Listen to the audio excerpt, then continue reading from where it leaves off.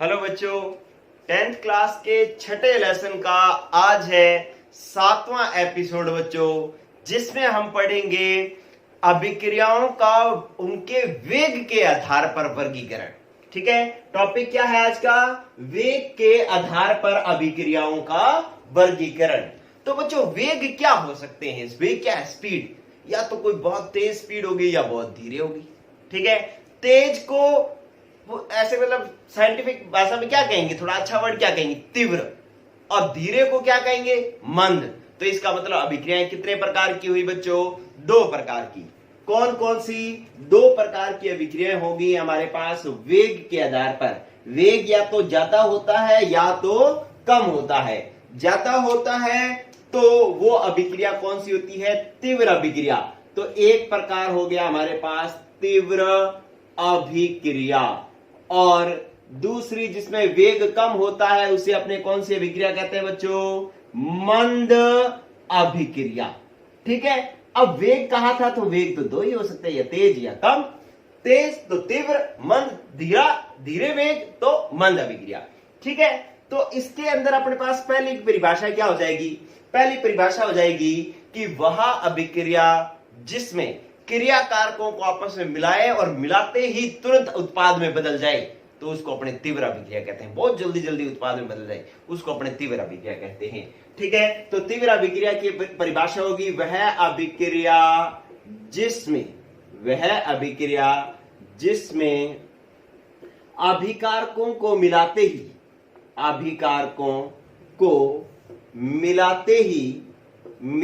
ही तुरंत वे उत्पाद में बदल जाते हैं, उसे तीव्र अभिक्रिया कहते हैं।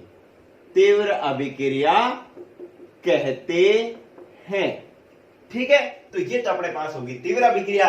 और अगर मंद अभिक्रिया की परिभाषा देनी है तो अपने पास क्या होगी कि वह अभिक्रिया जिसमें अभिकारकों को मिलाने पर वे धीरे धीरे उत्पाद में बदलते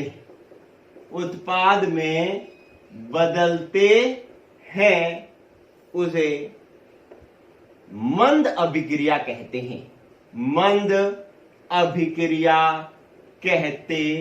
हैं। अभिक्रिया क्या होती है कि क्रिया कारकों को आपस में मिलाया जाता है, अभिकारकों को आपस में मिलाया जाता है और उत्पाद में बदलते हैं। अगर उनको मिलाएं और तुरंत उत्पाद में बदल जाए तो तीव्र अभिक्रिया। लेकिन मिलाएं और बहुत धीरे धीरे धीरे उत्पाद में बदले तो वो कौन सी होगी? मंद अभिक्रिया होगी। ठीक है, इनको पूर्ण होने में जैसे एग्जाम्पल बता रहा हूं कि आपके पास उदासीनीकरण अभिक्रिया होती है। उदासीनीकरण अभिक्रिया, उसको पूर्ण होने में 10 की पावर -10 सेकंड लगते हैं। 10 की पावर -10, कई जगह 10 की पावर -12 सेकंड भी लिखा होता है, वो अभिकारकों पर निर्भर करता है। तो उदासीनीकरण अभिक्रिया को पूर्ण होने में 10 की पावर -10 सेकंड ही लगता है। ये तीव्र अभिक्रिया में कि सेकंड का भी बहुत छोटा हिस्सा। लेकिन इनको पूर्ण होने में, जो मंद अभिक्रिया होती हैं उनको पूर्ण होने में अधिक समय लगता है। जैसे कई घंटे लग जाते हैं, कई दिन लग जाते हैं, कई महीने लग जाते हैं, कई साल लग जाते हैं कईयों को। ठीक है, तो इस तरीके से जो मंद अभिक्रियाएं होती हैं उनको पूर्ण होने में घंटे, दिन, महीने, साल तक लगते हैं। या और जो तीव्र अभिक्रियाएं होती हैं वो सेकंडों में ही पूर्ण हो जाती है, सेकंड के भी बहुत छोटे हिस्से में पूर्ण हो जाती है। अगर मैं उदाहरण लिखना चाहूं तो उदाहरण जो है अपने पास जो उदासीनीकरण अभिक्रिया होती है वो कौन सी होती है? अम्ल और क्षार की अभिक्रिया को उदासीनीकरण अभिक्रिया कहते हैं।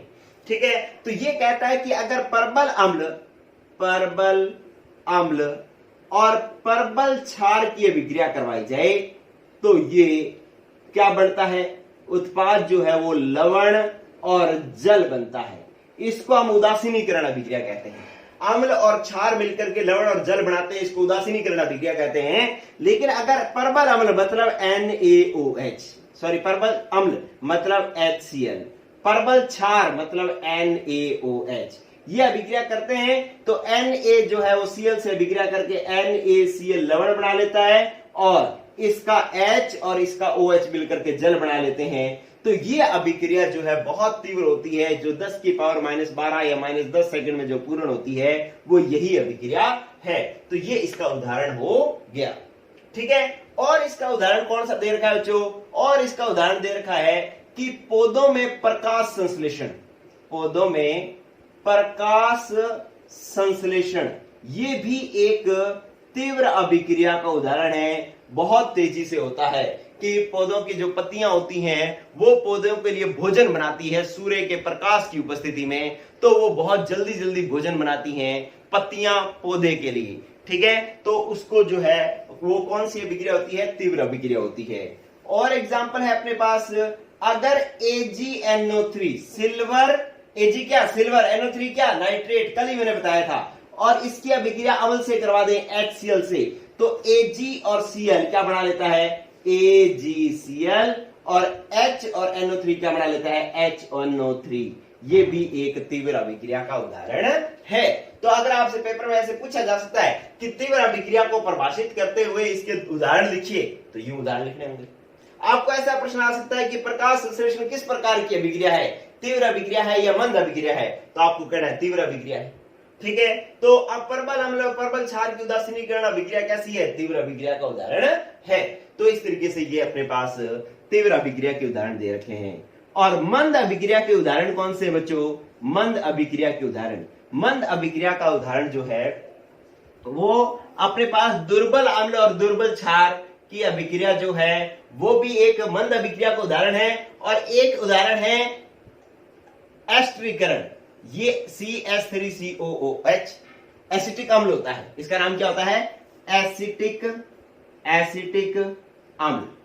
ठीक है, सूत्र क्या है? CH3COOH, इसकी अभिक्रिया एथिल एल्कोहल से कराओ, C2H5, ये क्या है? Ethyl alcohol. और ये आपस में अभिक्रिया करके क्या बनाते हैं कि इसका H और इसका OH, ये दोनों क्या निकाल देते हैं? जल निकाल देते हैं। ठीक है, तो इसका निकल जाता है जल। मैं इसको ना ऐसे कर देता हूं, उल्टा करके लिखता हूं। देखो, मैंने एथिल एल्कोहल लिखा पहले, C2H5OH, और एसिटिक अम्ल का सूत्र मैंने ऐसे लिख दिया, CH3C और OOH। ये है तो वैसे ही कि CH3COOH ये, लेकिन मैंने इसको इस तरीके से लिखा है। क्यों लिखा है? क्योंकि मैं इसकी अभिक्रिया इस तरीके से पूर्ण करवाऊंगा कि एथिल एल्कोहल का H और इसका OH, ठीक है, ये दोनों आपस में मिलकर के क्या बना देते हैं बच्चों? जल। क्या बना देंगे? जल। H और OH क्या बना देंगे? H2O। और बच क्या गया? बच गया C2H5 और O। देखो, C2H5O बच गया, इधर से क्या बच गया? OCCH3, तो OCCH3 ये होता है एस्टर। क्या होता है? एस्टर। तो एस्टर का निर्माण जो है वो एक मंद अभिक्रिया का उदाहरण है। इस अभिक्रिया को हम एस्टरीकरण अभिक्रिया कहते हैं, एस्टरीकरण अभिक्रिया कहते हैं। तो एथिल एल्कोहल और एसिटिक अम्ल अभिक्रिया करके एस्टर का निर्माण करते हैं, ये एक मंद अभिक्रिया का उदाहरण है। ठीक है, और एक मंद अभिक्रिया का क्या उदाहरण है? ये तो एक उदाहरण हो गया। दूसरा उदाहरण मैं यही लिख रहा हूं कि लोहे पर जंग लगना।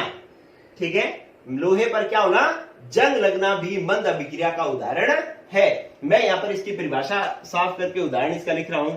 यह परिभाषा तो आपको आ गई कि जिसमें अभिकारक मिलाए और वो धीरे धीरे उत्पाद में बदले तो वो मंद अभिक्रिया है। पूर्ण होने में घंटे, दिन, महीने, साल लग जाते हैं। ठीक है, इसका दूसरा उदाहरण जो है मैं यहां पर लिख रहा हूं वो है लोहे पर जंग लगना। लोहे पर जंग लगना ये एक मंद अभिक्रिया का उदाहरण है। आपने देखा होगा कि घरों में या पुराने घरों में जो गेट लगे होते हैं लोहे के, तो वो कई सालों से लगे हुए हैं और धीरे धीरे उन पर भूरे रंग की पपड़ी आने लग जाती है और वो पपड़ियां उगड़ने लग जाती हैं, तो लोहे पर जंग लगना है। और आप देखो कि लोहे पर जंग लगने में बहुत टाइम लगता है। ऐसा नहीं होता कि रात को आपने लोहे का गेट लगाया और सुबह उस पर जंग लग गई, ऐसा नहीं होता। सालों लगते हैं लोहे पर जंग लगने में। आप देखो रेलवे स्टेशन पर जो गार्डर पड़े होते हैं उन पर जंग लगती है, उनमें सालों बाद जंग लगती है। ऐसा नहीं कि रात को रखे और सुबह जंग लग जाए, ऐसा नहीं होता।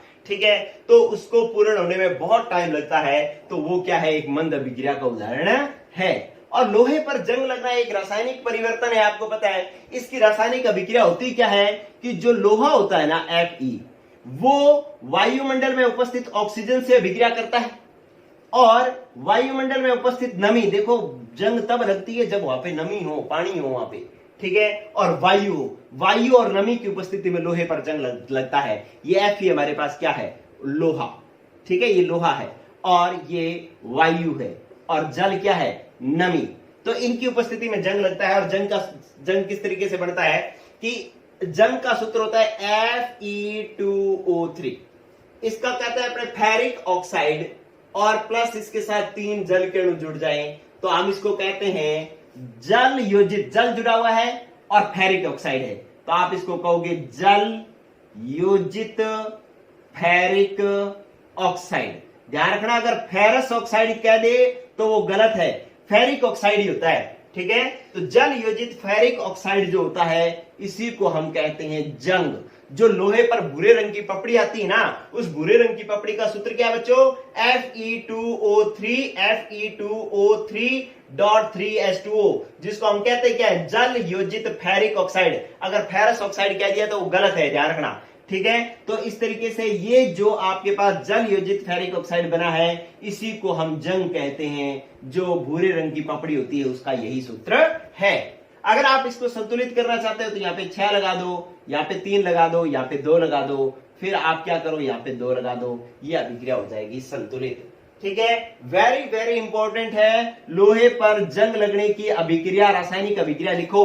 तो लोहा पर जंग किससे लगती है, लोहा, वायु मतलब O2, नमी मतलब H2O, जंग का सूत्र Fe2O3.3H2O, ठीक है। तो अब बाद में इसको संतुलित कर लेना, यहाँ 6 या 3 या 2 लगाना, ये आपके पास लोहे पर जंग लगने की अभिक्रिया हो गई, और ये एक मंद अभिक्रिया का उदाहरण है, ठीक है बच्चों। तो इस तरीके से आपसे अगर पूछ लिया जाए कि मंद अभिक्रिया किसे कहते हैं, तीव्र अभिक्रिया किसे कहते हैं, लोहे पर जंग लगने की अभिक्रिया लिखो, ठीक है। आपके पास उदासीनीकरण अभिक्रिया किस प्रकार की अभिक्रिया है, तीव्र या मंद अभिक्रिया है, और पौधों में प्रकाश संश्लेषण किस प्रकार की अभिक्रिया है, तीव्र या मंद है, लोहे पर जंग लगना किस प्रकार की अभिक्रिया है, तीव्र या मंद। तो इस तरीके के आपसे प्रश्न पूछे जाएंगे। तो ये जो है आप इसका स्क्रीनशॉट ले करके बच्चों आप कॉपी में नोट कर लें। एक चीज मैं और सिखाता हूं लास्ट, और ये बात जो है आज की क्लास हो जाएगी खत्म। लेकिन अब तीव्र और मंद अभिक्रियाएं तो हो गई हैं खत्म, लेकिन एक और बात मैंने आपको सिखानी है। क्या सिखानी है बच्चों, इधर देखो, एक बात सिखा रहा हूं मैं आपको कि एक अपने पास क्रियाकारक है और वो किसमें बदल रहा है, उत्पाद में, ठीक है। अगर मैं इसको ऐसे लिख दूं कि ये मेरे पास क्या था, अभिकारक, और P फॉर प्रोडक्ट होता है, किसमें बदल रहा है, उत्पाद में। देखो मैंने इसको प्रारंभ में इसके मैंने कितने मोल लिए, 100, और ये उत्पाद में बदलने लग गया। उत्पाद में बदलने लगा तो ये 99 हुआ, 98, 90, 80, 70 ऐसे घटने लग गया, घटेगा ना, ठीक है, क्योंकि ये किसमें बदल रहा है, उत्पाद में। तो ये घटते घटते देखो, ये इधर 10 बदल गया तो ये कितने बच गए, 90, और ये इधर बदल गया तो ये कितना बच गया, 80, फिर 10 इधर बदल गया तो 80, फिर 10 इधर बदल गया तो 70, फिर 10 और इधर बदल गया तो क्या हो गया, 60, फिर 10 बदल गया तो क्या हो गया, 50। तो इसका मतलब है ये घटते घटते घटते 50 पर आ गया है, घटते घटते किस पर आ गया बच्चों, 50 पर आ गया है। तो इतना होने में, 100 से 50 होने में कुछ समय लगेगा, ठीक है। तो इसमें जो समय लगेगा उस समय को हम अर्ध आयु काल कहते हैं। क्या कहते हैं बच्चों, अर्ध आयु काल कहते हैं। जो समय लगेगा उसको अर्ध आयु काल कहते हैं। तो कहता है कि अभिकारक की अर्ध आयु काल की परिभाषा देखो, आपको मैंने क्या टॉपिक सिखाया, अर्ध आयु काल, अर्ध आयु काल। अब अर्ध आयु काल क्या होता है सुन लें, कि अभिक्रिया में लगा वह समय जिसमें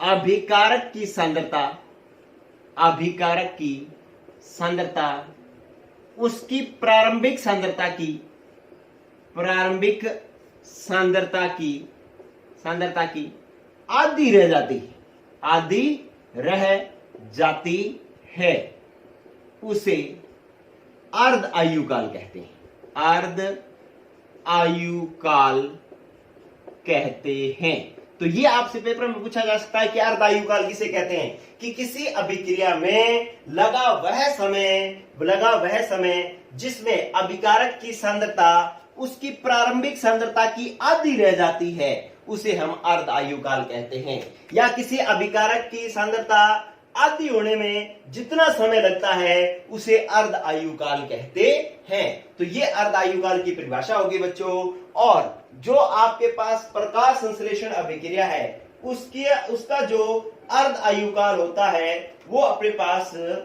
10⁻⁻12 सेकंड होता है। ठीक है, ये अपने पास जो एजी इस अर्ध आयुकाल का जो अपने पास अर्ध आयुकाल है वो कितना होता है, 10⁻12 सेकंड। किसका? प्रकाश संश्लेषण अभिक्रिया का, प्रकाश संश्लेषण अभिक्रिया का। तो प्रकाश संश्लेषण जिसमें सूर्य के प्रकाश में पौधे अपना भोजन बनाते हैं, उसमें मतलब अभिक्रिया शुरू होकर के आधी होने में कितना समय लगता है, इसमें 10⁻12 सेकंड ही लगते हैं। ठीक है, तो ये ध्यान रखना, प्रकाश संश्लेषण अभिक्रिया का अर्ध आयुकाल कितना है, 10⁻12 सेकंड है। ठीक है, अर्ध आयुकाल कहते किसको है, कि किसी अभिकारक की प्रारंभिक सांद्रता के आधी होने में जितना समय लगता है उसे अर्ध आयुकाल कहते हैं। तो इस तरीके से ये एपिसोड होगा बच्चों खत्म। आपने तीव्र अभिक्रिया सीखी क्या होती है, मंद क्या होती है ये सीखा, इनके उदाहरण कौन से होते हैं ये सीखा, और अर्ध आयुकाल किसे कहते हैं ये सीखा, और प्रकाश संश्लेषण अभिक्रिया का अर्ध आयुकाल कितना होता है, 10⁻12 सेकंड होता है। ठीक है बच्चों, तो इस तरीके से ये आपकी एक क्लास हुई खत्म। जो 10th क्लास के बच्चे अभी तक वीडियो नहीं देख रहे हैं उनको आप ज्यादा से ज्यादा शेयर करें। आप जो देख रहे हैं ना वो अपने दोस्तों को, अपने क्लासमेट्स को ये वीडियो भेजें, वो भी देखेंगे। ज्यादा से ज्यादा बच्चे देखेंगे तब मैं ज्यादा से ज्यादा आपको अच्छे से पढ़ा पाऊंगा। ओके बच्चों, गुड लक, पढ़ते रहो।